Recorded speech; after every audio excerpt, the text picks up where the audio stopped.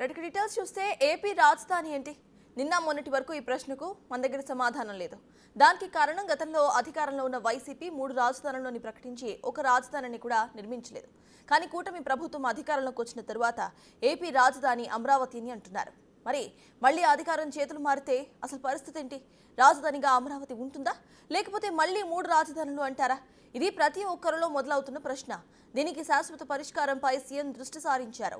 ఆంధ్రప్రదేశ్ రాజధానిగా అమరావతిని నోటిఫై చేస్తూ విభజన చట్టాన్ని సవరణ చేయడానికి ఆలోచన చేస్తున్నారు సీఎం. దీనికి ఉన్న అవకాశాలన్నింటినీ కూడా పరిశీలిస్తున్నామని అన్నారు.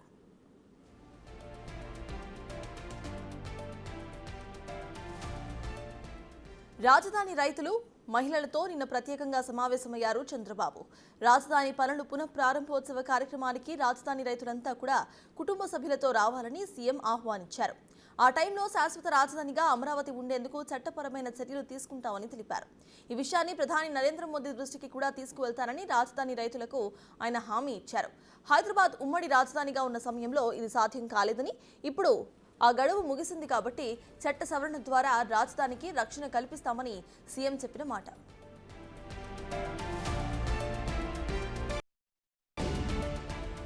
భవిష్యత్తులో ఎలాంటి ఇబ్బంది లేకుండా ఆంధ్రప్రదేశ్కు ఏకైక రాజధానిగా అమరావతిని కేంద్ర ప్రభుత్వం ప్రకటించేలా చేయాలని రైతులు కోరారు.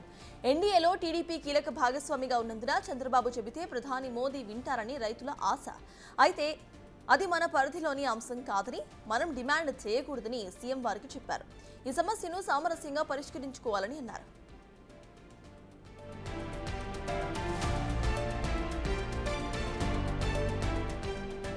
రైతుల త్యాగం వల్లే అంతర్జాతీయ స్థాయి రాజధాని నగరాన్ని నిర్మించుకుంటున్నామని, వారి మంచి మనస్సును రాష్ట్ర ప్రజలు గుర్తుంచుకుంటారని సీఎం కొనియాడారు. రైతులు, మహిళలతో ఆయన ముచ్చటించి వారికి ఉన్న అనుమానాలు క్లియర్ చేశారు. రైతులకిచ్చిన రిటర్నబుల్ ప్లాట్లకు బ్యాంకులు రుణాలు ఇవ్వడం లేదని పలువురు చంద్రబాబు దృష్టికి తీసుకెళ్లారు. సమస్యను త్వరగా క్లియర్ చేస్తానని హామీ ఇచ్చారు సీఎం. రుణాలు ఇప్పించే బ్యాంకులతో మాట్లాడతామని హామీ ఇచ్చారు.